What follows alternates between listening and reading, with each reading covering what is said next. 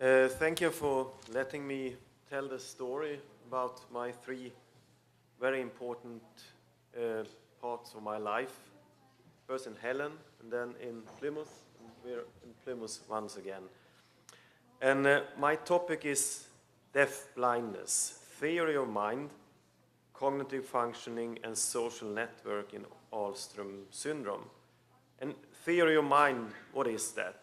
It's basically about understanding fellow humans. And that is very important for a social creature as man. And it's, of course, connected to the possibility to build a social network as well. And we know that children born blind, as well as children born deaf, they could have some difficulties developing this ability of theory of mind, but they catch up sooner or later. And we could also assume that deafblindness, dual sensory loss, could have some kind of impact on development of theory of mind. So let's begin with deafblindness then. The prevalence, it's of course not that prevalent, but still 14 per 100,000. The causes are predominantly genetic. And the most usual one is Usher syndrome, 1 in 17,000. And I mention this because we will make some kind of comparisons later on with Usher syndrome. But Usher syndrome, they have a remaining visual field of 10 degrees or so in their 50s. So that's is different in relation to Alström syndrome. But both groups, of course, and deafblindness as such, give some problems in daily life, and self-reliance is affected. So participation depends on help from other and the society. I don't have to introduce Alström syndrome. Henry is here again, as you can see. And it's not that prevalent as Usher syndrome, but just for our future discussions, I would like to stress the progressing sensorineural hearing impairment, moderate to severe loss in second and third decade, and also the otitis media that are causing additive problems, and retinitis pigmentosa and juvenile blindness. So, no wonder we have some developmental delays in Alström syndrome due to deafblindness mainly. We have a delay in receptive as well as expressive language. There is also a delay in motor milestones, and ataxia has also been described in a few articles. And there might be a delay in learning. However, as we all know, it's not about cognitive dysfunction in case of Alström syndrome, but a delay in learning is quite common. And we also have neurological involvement. It's hard to give a number, but 14% I think has been given as a number of the amount of problems in this group. And there has also been in articles described seizures. So there are some effects of the brain perhaps. And we also have descriptions of behavioral issues, obsessive-compulsive disorder traits, lack of flexibility, tics, and so on. And I would like to be clear that behavior is always taking part in a social situation. So one shouldn't think, okay, it's about biology. Biology might have a part of this, but it is also about social interplay. And we have difficulties to inhibit behavior, excessive eating, stubbornness has often been labeled. Is that wrong? Okay.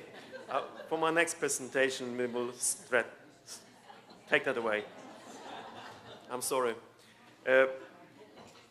Preference for familiar activities, well, so do I perhaps, but lack of patience, fearfulness, sensitiveness, exaggerated emotional reactions, descriptions. I don't know how proper they are, but still, if you read about Alström syndrome from clinicians and parents as well, you will meet these descriptions.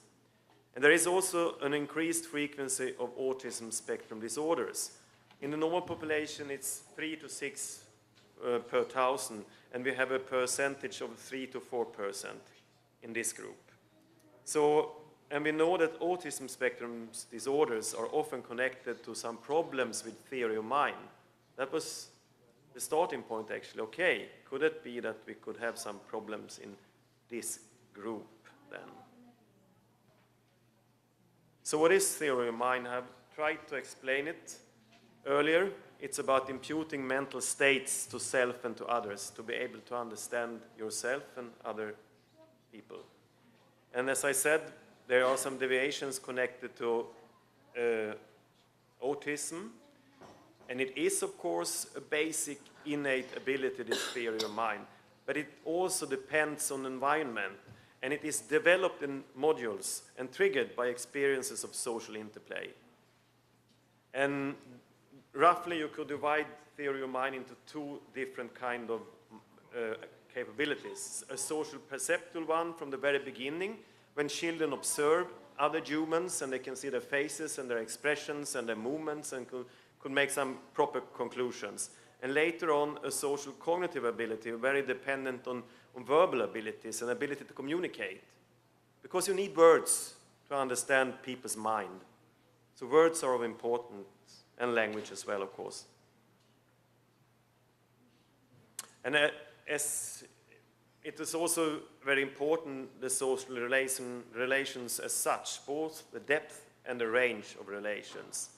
And of course, communicative skills, for example, to initiate and sustain interplay and communication is of importance, and also verbal abilities, to be able to reason about mental states. And all these capabilities or abilities are required to develop advanced theory of mind. And we were looking into advanced theory of mind in these research studies. Sensory loss is challenging speech, both the speech perception and the production. So you need to focus your attention, and you need there's a lot of cognitive efforts required to perceive and process social input, because you can't hear perfectly, and you can't use your sight to compensate all the time. So you need to concentrate, and you get very tired from that, to be able to get necessary information in social interplay. So, and to mention two of these mechanisms of executive functioning, it's updating, to replace information in your brain, to be able to draw conclusions. Perhaps you didn't get it all from the very beginning, but if you can get some more information later on in a dialogue, you could get some kind of understanding of the content. So updating is an important cognitive ability. And also inhibition, to be able to suppress irrelevant information or even noise, to be able to put that away, to really concentrate on the message or on the dialogue with another person. So the general aims of these studies, this study was to explore and examine theory of mind in young adults with Alström syndrome, and also to see how this ability was related to sensory loss, cognitive skills, and characteristics of the individual networks. And this is just some kind of table. Well, we could go into details later on, but as you can see, that onset of visual loss seems to be of some importance. An early loss could be a disadvantage for the theory of mind development.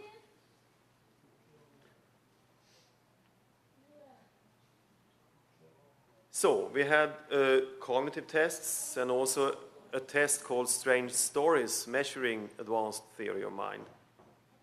It's like one of these white lies could be an example. Peter thinks his aunt looks silly in her new hat, but when she asks if he likes it, he answers that it's very nice. Why?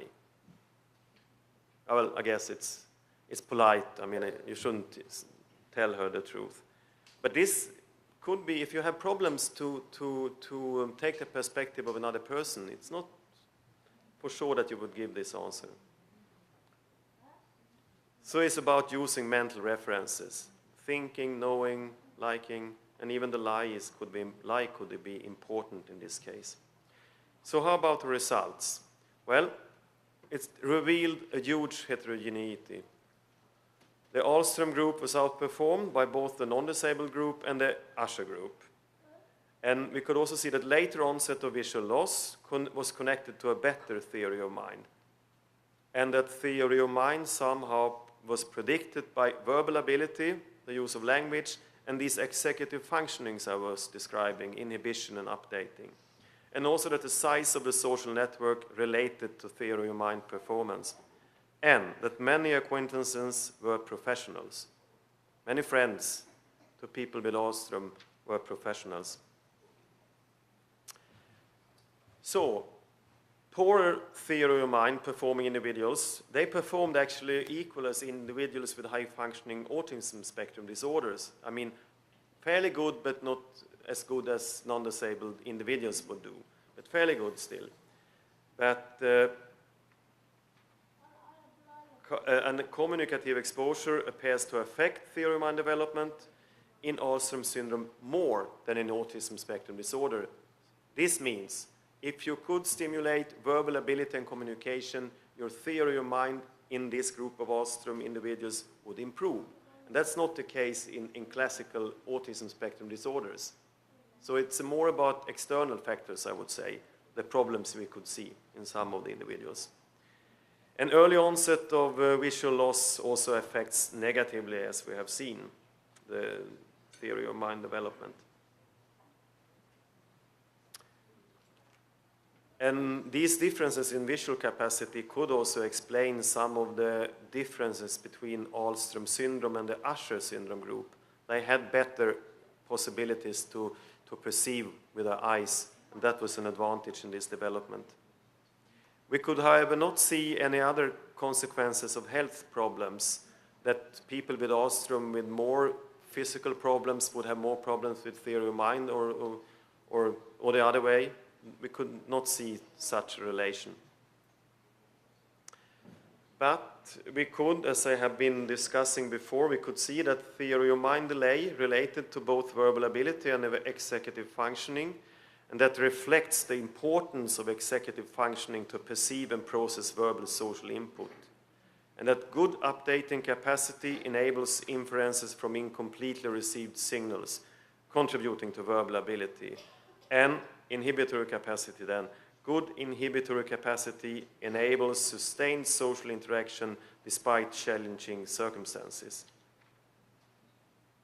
And there are some, you could, in other ciliopathic disorders, we could see that cerebellar dysfunction has been connected, in Joubert syndrome as an example, to poorer executive functioning. And there have been one neurological study about individuals with Alström syndrome, and in some cases we could see some kind of that the cerebellum was affected. But it's too early, and we need neurological research to actually know more about this, if there are any biological problems connected to the syndrome.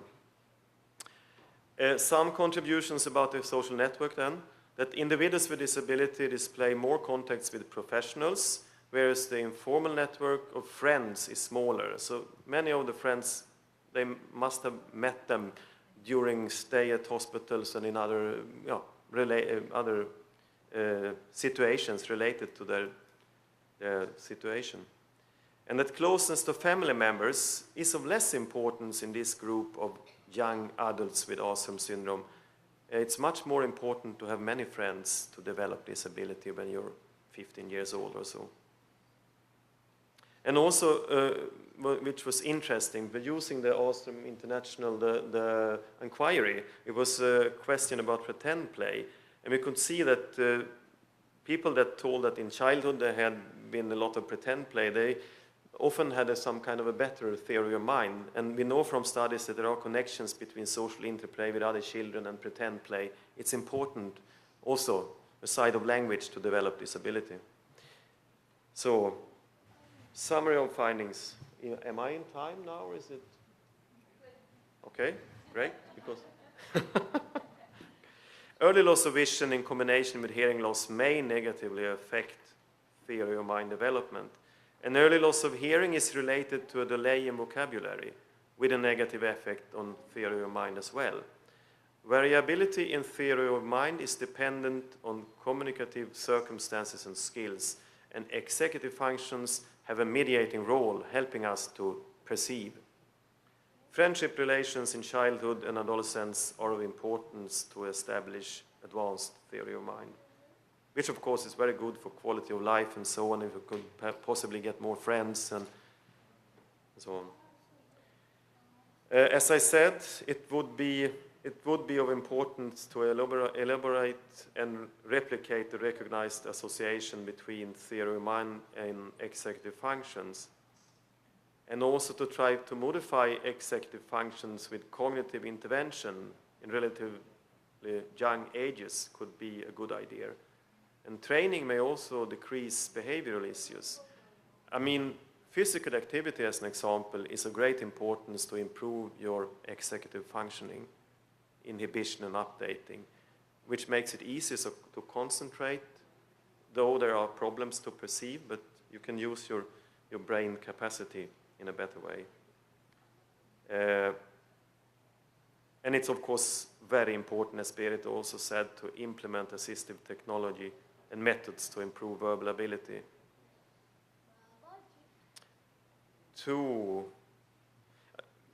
Just this picture about different networks. There is, of course, in every man's and women's life, everyday problems to cope with. And in Alström syndrome, then they tend to be more than normal, perhaps. And there's also, there are problems to cope, and also sometimes some kind of anticipating anxiety. I mean, you don't know about the future. Will there be more problems? Will the problems be bigger, perhaps, and how to deal with them? It's, of course, very important for us all to have an emotional network, a family, for affiliation and protection.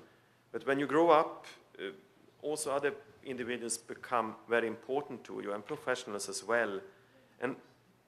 But social network, affiliation and control, you can get that also from friends, not just from your family. Your friends and this society is, of course, very important for both these aspects of quality of life.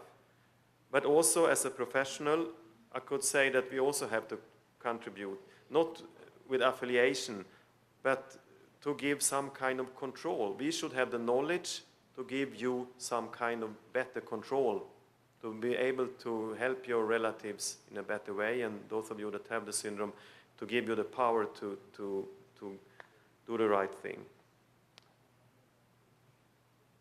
I would like to end with that picture. It was in this very room, I think.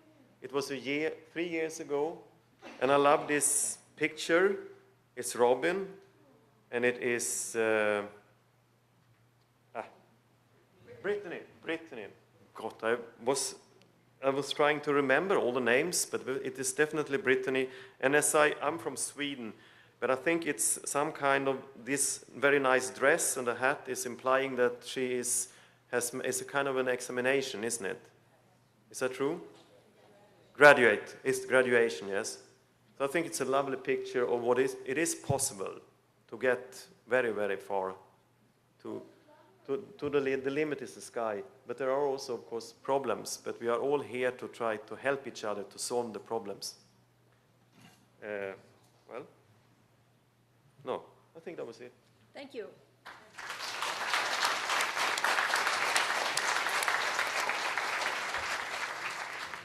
Any questions?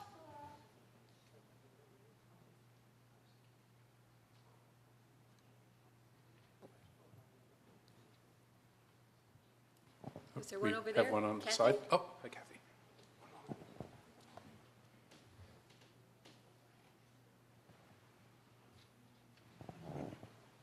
I was intrigued by your comment about theory of mind and executive function and improvement with exercise, because we're all told we should exercise to be fitter, lose weight, get all the long-term advantages, but if that's going to help all sorts of other things mentally, that's a really good extra to be able to tease and tempt and act as a carrot to help people to do more exercise. Yeah. What is there information from purely from Alstrom, or is it in other situations?